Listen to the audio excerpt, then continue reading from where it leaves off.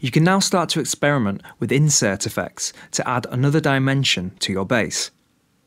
The Routing tab lets you see and configure the signal patch starting from the oscillators and noise generator through to the master output.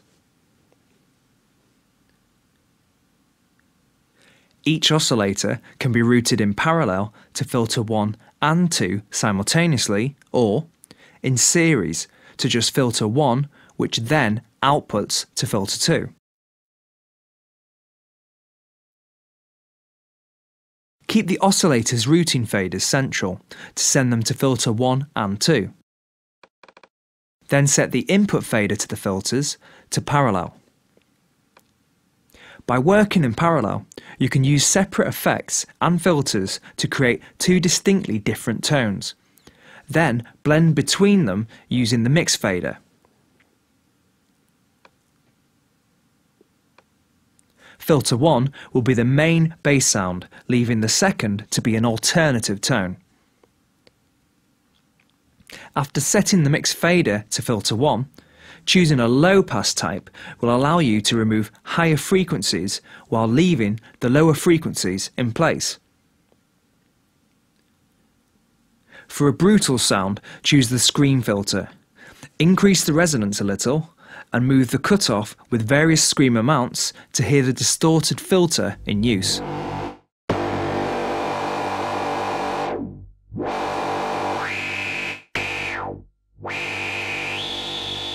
Insert effects 1 and 2 can be inserted into various points of the signal path.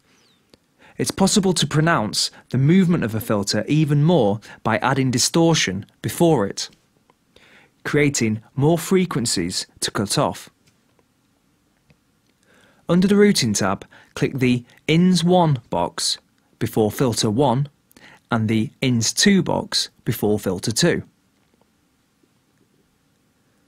The last three effect types are various distortions, which are best experimented with to understand how they sound. Work with the effect at 100% wet and turn up the drive until you hear a lot more higher frequencies without losing the original lower tone too much.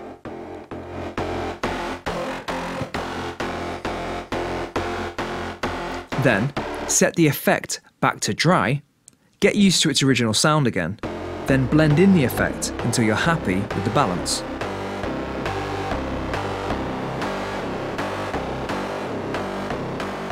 Also, move the cutoff frequency for filter 1 to get an idea of how effective the distortion has been to aid its pronunciation when altered.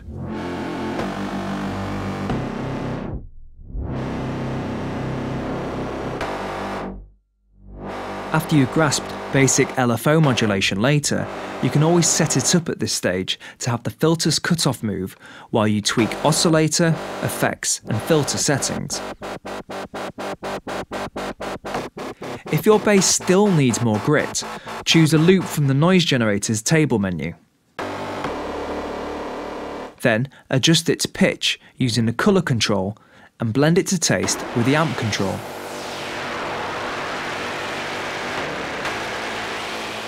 The feedback control redirects the signal from a chosen point after filter 1 back to the filter inputs to create a feedback effect. Clicking the FB box at the end of the amp section will help pronounce the attack and decay of the amp envelope with an analog style low-end boost, creating a heavier sounding low tone if required.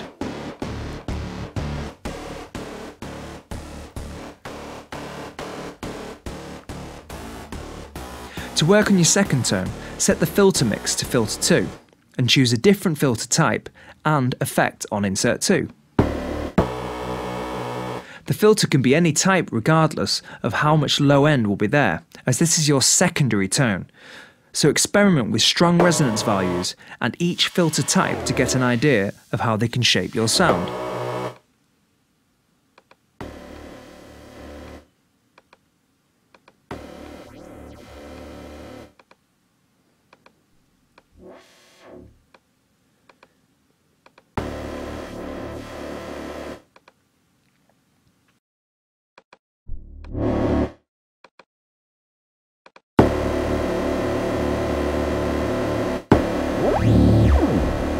You should now have a very distinct tone on each filter, with the option to move between them for easy variation using the mix control.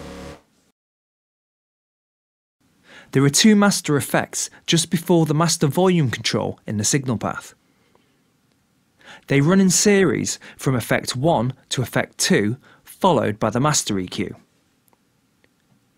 When adding anything here, be careful to reduce your master volume to avoid peaking into the red and causing any unwanted clipping to the signal. You can add further distortion, delays, reverbs, and frequency modulation effects like flanger, phaser, and chorus to take your tone another step further. More distortion will help make the sound stick out of the speakers even more, but at the same time risk making the signal too flat in dynamics if pushed too far. You can, however, counteract this by lowering the sustain level for the amp's envelope to create more initial punch before the effect is applied.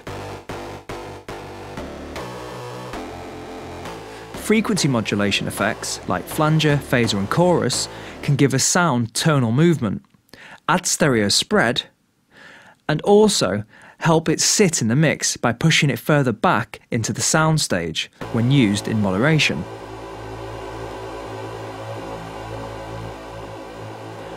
Reverb and delay do a similar job but without the tonal movement.